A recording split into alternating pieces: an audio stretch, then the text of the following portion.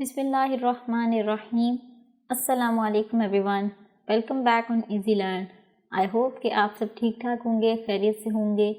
तो चलते हैं आज के लेक्चर की तरफ, और आज के लेक्चर में हम अपने प्रीवियस लेक्चर को ही कंटिन्यू करेंगे जो कि था प्रिंसिपल ऑफ मोमेंट्स। तो उससे रिलेटेड हम एक क्विक क्विज़ जो कि बुक में आपके मेंशन है उसे सॉल्व करेंगे, और फिर उसके बाद अपने मेन टॉपिक की तरफ मूव कर जाएंगे जो कि होगा सेंटर ऑफ मैथ्स। ठीक है, सो दो मेन टॉपिक्स हैं हमारे आज के लेक्चर के। एक क्विक क्विज़ है जो कि प्रीवियस लेक्चर से एसोसिएटेड है, और दूसरा है सेंटर ऑफ मैथ्स। ठीक है, सो स्टार्ट करते हैं अपने क्विज़ के साथ। सो देखते हैं कि फर्स्ट क्वेश्चन क्या है हमारा। So the first question is, can a small child play with a fat child on a सीसा, एक्सप्लेन हाउ। अब वो कह रहा है यहाँ पर कि क्या एक फैटी बच्चा, एक हेल्दी बच्चा किसी छोटे बच्चे के साथ सीसा पर खेल सकता है या नहीं, और अगर खेल सकता है तो कैसे खेल सकता है। अब हमें पता है कि जो बच्चा स्मॉल है उसका वेट भी कम होगा, और जो बच्चा हेल्दी है थोड़ा उसका वेट ज़्यादा होगा। तो फिर ये किस तरह से आपस में बैलेंस होंगे। तो हम सबसे पहले तो ये देख लेते हैं कि क्या एक हेल्दी बच्चा और एक छोटा बच्चा सीसा पर खेल भी सकते हैं या नहीं। So the answer is yes, they can play on a seesaw. The fat child has a larger weight. अब वो क्या कह रहा है कि यहाँ पर अब आपने देखना है एग्जाम्पल में, जैसे कि मैंने आपको फिगर भी दिखाई है यहाँ पर, कि ये जो बच्चा है दिस इज़ फैटी। ठीक है, ये इसका वेट ज़्यादा है। यहाँ पर ये जो बच्चा है ये बड़ा है, सो इसका वेट ज़्यादा है। This weight is acting downward. और इसके बरक्स अगर हम दूसरे बच्चे को देखें तो ये बच्चा छोटा है तो इसका वेट भी कम होगा, and its weight is also acting downward. तो अगर इन्होंने सीसा पर प्ले करना है तो इसके लिए क्या ज़रूरी है कि हमें इनको बैलेंस करना है। ठीक है, बेसिकली जब ये आपस में बैलेंस होंगे तभी सीसा पर खेल सकेंगे ना इक्वली। अगर एक का वेट ज़्यादा है दूसरे का वेट कम है और दोनों ही एंड पॉइंट्स पर हैं तो वो तो सीसा को प्रॉपरली प्ले नहीं कर पाएंगे। ठीक है, सो सीसा को प्रॉपरली मूव करवाने के लिए हमें क्या करना पड़ता है कि जो लार्जर वेट होता है जिस बच्चे का, उसे थोड़ा सा आगे को मूव करवाना पड़ता है।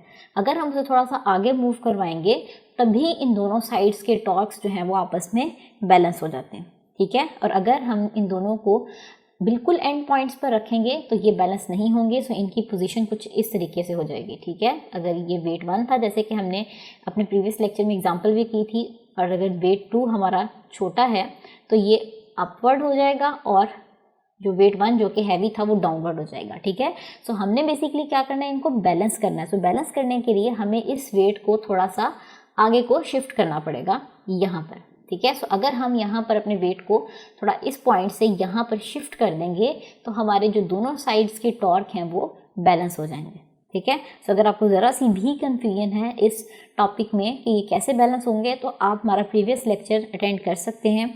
सो वहाँ पर मैंने आपको डिटेल्ड खुद से एक एग्जांपल एक्सप्लेन की थी, इवन आपको वहाँ पर प्रूव भी करके दिखाया था कि दोनों साइड्स के टॉर्क किस तरह से बैलेंस होते हैं, किस तरह से उनको इक्विलाइज करते हैं, और फिर चेकआउट करते हैं कि दोनों साइड्स के टॉर्क इक्वल हैं या नहीं। ठीक है, सो आप वहाँ से मज़ीद डिटेल्स देख सकते हैं। तो क्या आंसर यहाँ पे एक्सप्लेनेशन क्या आ जाएगी इसकी कि larger child have a larger weight. हमें पता है कि जो बच्चा बड़ा है उसका वेट भी ज़्यादा होगा और उसकी फोर्स इसका मतलब ज़्यादा होगी, बट जो बच्चा छोटा है उसका स्मॉलर वेट होगा और उसकी फोर्स भी कम होगी। ठीक है, so to play a larger weight should be a smaller distance from the centre of the seesaw. जो बड़ा बच्चा है उसका सेंटर से जो डिस्टेंस है वो कम होना चाहिए। ठीक है, and the smaller weight should be at larger distance from the centre of the seesaw. और वो बच्चा जिसका वेट कम है उसका डिस्टेंस सेंटर से ज़्यादा होना चाहिए। In an other situation, a fat child cannot play with small child if they have equal distances from the center of seesaw. अगर वो दोनों equal distance पर होते हैं तो फिर वो प्ले नहीं कर पाएंगे। ये सिर्फ एक ही कंडीशन में खेल सकते हैं कि जब हम हायर वेट वाले बच्चे को थोड़ा सा आगे मूव करवा दें, इसका ओरिजिन से डिस्टेंस थोड़ा कम कर दें। ठीक है, सो इसी तरीके से एंटी क्लॉकवाइज और क्लॉकवाइज टॉर्क्स इनके बैलेंस होंगे, otherwise there is no condition in which they can play on seesaw. So the next question is, two children are sitting on the seesaw. दो बच्चे सीसा पर बैठे हुए हैं, such that they can not swing. Seesaw move नहीं करता, इस condition में है। What is the net torque in this situation. So ऐसी कंडीशन जिसमें दोनों बच्चे बैलेंस्ड फॉर्म में हैं सीसा पर, जैसे कि आप यहाँ से फिगर में देख सकते हैं कि यहाँ पर दोनों बच्चे जो हैं वो बैलेंस्ड फॉर्म में हैं, ठीक है। ये आप देख सकते हैं कि सीसा जो है वो बैलेंस्ड फॉर्म में है, तो ना ये अपवर्ड मूव करे ना ये डाउनवर्ड मूव करे। तो क्वेश्चन ये है कि what is the net torque in this situation. तो इस सिचुएशन में हमारे पास नेट टॉर्क क्या होगा। तो अब आपको इसका आंसर आना चाहिए, क्योंकि मैं इसका आंसर प्रीवियस लेक्चर में भी आपको दे चुकी हूँ। तो इसका आंसर क्या है हमारे पास, the net torque in this situation is 0। जो हमारा नेट टॉर्क है वो 0 हो जाएगा। क्यों?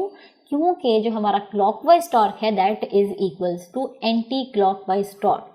जो हमारा क्लॉकवाइज टॉर्क है वो एंटी क्लॉकवाइज टॉर्क के इक्वल हो जाएंगे। तो जब ये दोनों टॉर्क्स आपस में बैलेंस कर जाएंगे तो हमारा जो नेट टॉर्क यानी कि टोटल टॉर्क होगा दैट इज़ इक्वल्स टू 0, ठीक है। आई रिपीट कि जब हमारे एंटी क्लॉकवाइज और क्लॉकवाइज टॉर्क इक्वल हो जाते हैं तो हमारी जो बॉडी है वो बैलेंस्ड फॉर्म में आ जाती है, ठीक है। जैसे कि यहाँ पर दोनों टॉर्क्स इक्वल हैं, लेफ्ट साइड का भी और राइट साइड का भी, क्योंकि हमारे वेट इक्वल थे और डिस्टेंस भी इक्वल थे।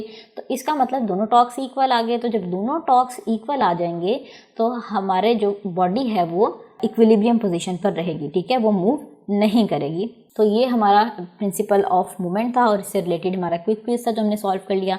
तो चलते हैं आज के मेन टॉपिक की तरफ। जैसे कि मैंने आपको लेक्चर के स्टार्ट में बताया था कि हमारा आज का मेन टॉपिक है centre of mass. Centre of mass यानी कि मैसेस का सेंटर पॉइंट। तो यहाँ पर इसकी डेफिनेशन देख लेते हैं पहले। Centre of mass of a system is such a point where an applied forces causes the system to move without rotation. Centre of mass of a system basically एक point का नाम है, ठीक है। सो ये एक ऐसा पॉइंट है where applied force causes the system to move without rotation, जहाँ पर अगर हम फोर्स को अप्लाई कर दें तो बॉडी रोटेट करने की बजाय सीधा मूव करना शुरू हो जाती है। सो अभी आपने इस चीज़ से कंफ्यूज नहीं होना। मैं अभी आपको यहाँ पर एग्जांपल दिखाती हूँ। जैसे कि आप यहाँ से फिगर में देख सकते हैं हमारे पास 2 स्फीयर्स थी। ए स्फीयर है वो थोड़ी छोटी है साइज में और जो हमारी बी स्फीयर है that is larger in size. तो अब जो इन दोनों स्फीयर्स हैं इनको हमने अटैच कर दिया एक रॉड के साथ और हमने इसका एक सेंटर पॉइंट निकाल लिया जहाँ पर इन दोनों बॉडीज़ का वेट कंबाइंड फॉर्म में एक्ट कर रहा है।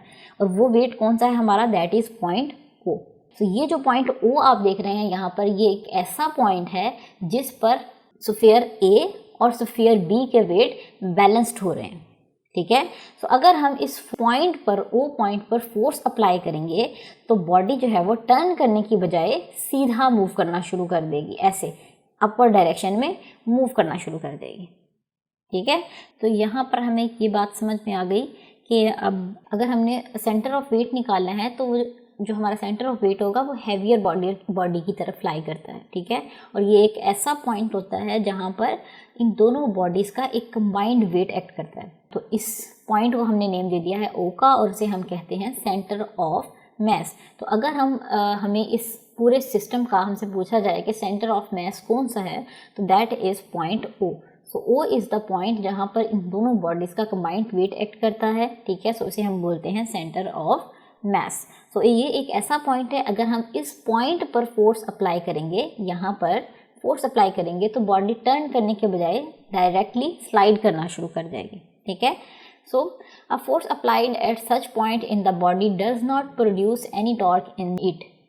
अगर आपको पता है कि हम पॉइंट ओ पर फोर्स अप्लाई करेंगे तो बॉडी टर्न नहीं करेगी। तो अगर बॉडी टर्न नहीं करेगी तो इसका मतलब उसमें कोई भी टॉर्क प्रोड्यूस नहीं होगा, ठीक है। तो इसका मतलब क्या हुआ कि बॉडी टर्न करने की बजाय सीधी डायरेक्शन में मूव करेगी। तो अब यहाँ पर हमारे माइंड में एक क्वेश्चन आता है और वो क्वेश्चन क्या है कि अगर हम इस पॉइंट पर फोर्स अप्लाई करने की बजाय किसी और पॉइंट पर लाइक यहाँ पर ही फोर्स अप्लाई कर देते हैं तो क्या होगा, या अगर हम यहाँ पर फोर्स अप्लाई करते हैं तो क्या होगा। तब भी बॉडी स्ट्रेट मूव करेगी, स्लाइड करेगी और उसमें टॉर्क प्रोड्यूस नहीं होगा, या तब इसकी मोशन डिफरेंट होगी। तो चलें नेक्स्ट चलते हैं और देख लेते हैं अपने इस सिनेरियो को भी।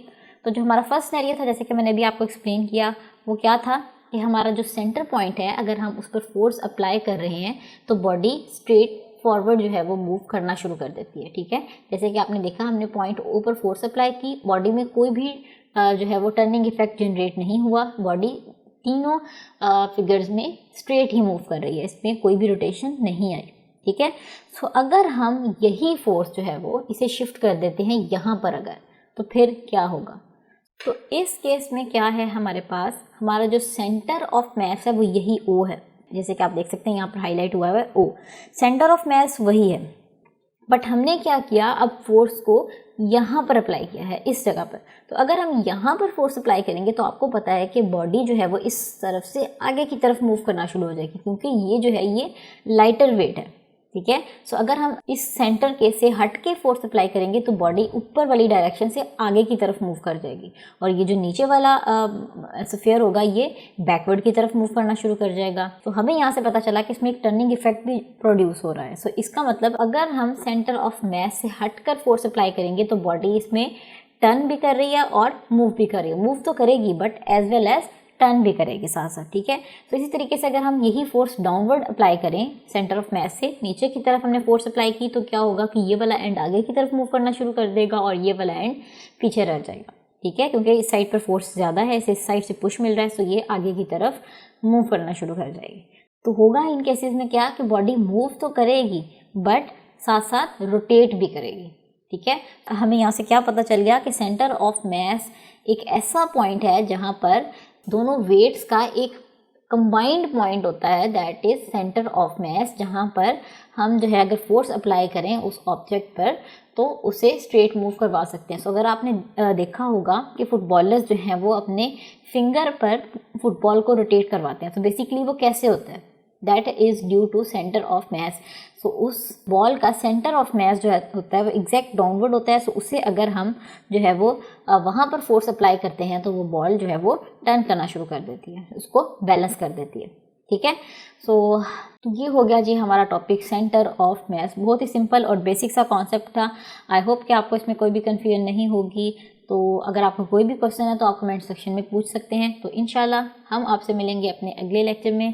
तब तक के लिए अपना बहुत सारा ख्याल रखिएगा। अल्लाह हाफिज़।